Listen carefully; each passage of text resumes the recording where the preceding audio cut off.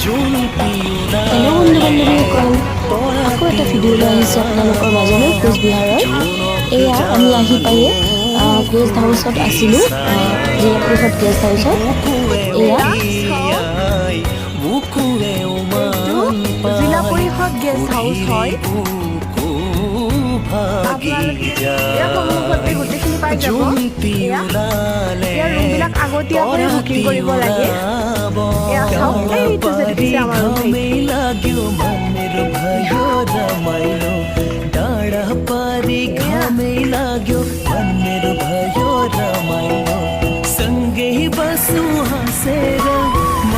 এয়া আমি আবেলি সময়ত অকণমান ওলাই আহিছিলোঁ।